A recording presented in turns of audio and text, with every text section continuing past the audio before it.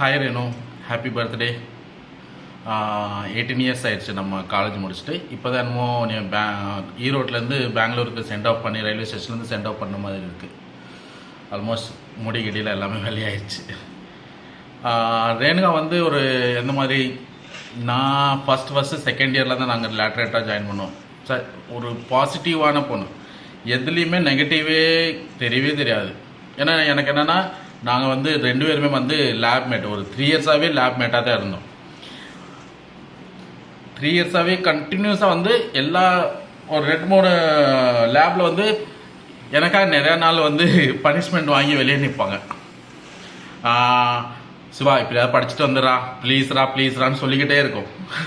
ஆனால் நான் ஏதாவது மோஸ்ட்லி அந்த அளவுக்கு இன்ட்ரெஸ்ட் இருக்காதுன்னா, ஏதாவது அவர் ஸ்டாஃப் என்னன்னா 2 பேருமே பேட்ச்மேட்டு, யாராவது ஒருத்தர் பதில் சொல்லனாலும் வைவா கொஸ்டின் சொல்லலைனாலும் 2 பேர்த்தையும் வெளியே நிற்க வைப்பாங்க. அப்படி கேஸில் நிறையா தடவை ஆயிருக்கு. எனக்காக வந்து நிறையா தடவை வந்து ரேணுகா வந்து வெளியே நின்றுருக்கு. நாளே ஈவினிங்கே சொல்லிடும், சிவா இப்படியா படிச்சுட்டு வந்துடுறா ப்ளீஸ்ரா. அதுக்காகவே ஐயோ பாவம் எனக்காக அது நிற்குமேனுக்காகவே, ரேணுகா வெளியே நிற்கும்னுக்காகவே நிறையா நாள் வந்து படிச்சுட்டு வருவேன். ரொம்ப சப்போர்ட்டிவ். நான் காலேஜ் 3 இயர்ஸ் வந்து மோஸ்ட்லி நிறையா அரியர்ஸ் வச்சுருப்போம். நிறையா அப்போல்லாம் கண்டினியூஸாக சப்போர்ட் பண்ணிக்கிட்டே இருக்கும். படிடா. ஏன்னா நான் பார்த்து பொண்ணுல அது எப்படின்னா, ஒரு போல்டு, எதை பற்றியும் கேர் பண்ணிக்கிறாரு. யாரோ கிண்டல் பண்ணுவாங்க, என்னென்ன கிண்டல் பண்ணுவாங்க, அதை பற்றிலாம் கேரே பண்ணிக்காது. அதோட வேலையை வந்து அதை வாட்டு பார்த்துக்கிட்டே இருக்கும். கண்டினியூஸாக இல்லை கூட பழகிறவங்களுக்கு எப்பயுமே கண்டினியூஸாக நல்லா பாசிட்டிவ், எப்பயுமே பாசிட்டிவாக பேசிக்கிட்டே இருக்கும். நெகட்டிவாக பேசி நான் இன்ன வரைக்கும் இத்தனை வருஷத்தில் நான் ஆல்மோஸ்ட் இது ஒரு 13 இயர்ஸ் 18 இயர்ஸ், அது ஒரு 21 இயர்ஸ்க்கு மேலே ஆயிடுச்சு. இன்றைக்கி வரைக்கும் நாங்கள் டச்சில் இருக்கோம்.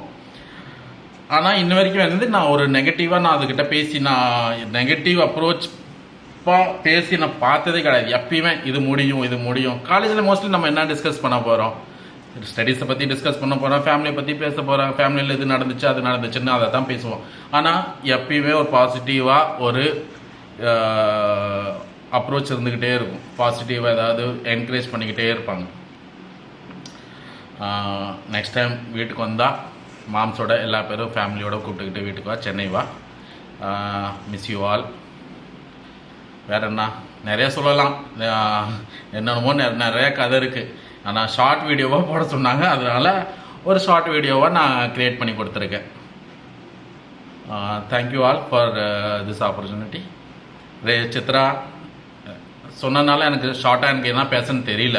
ஆக்சுவலாக எனக்கு பேசணுன்னு ஒரு 2 ஹவர்ஸ் வீடியோ கூட நான் க்ரியேட் பண்ணி போடுவேன். ஏன்னா அவ்வளோ இருக்குது. ஏன்னா நாங்கள் 3 வருஷம் வந்து லேபில் இது ப்ராஜெக்ட் லேப் ஒர்க் ஹவர்ஸை விட நாங்கள் நிறைய கதை தான் பேசிக்கிட்டே இருப்போம்.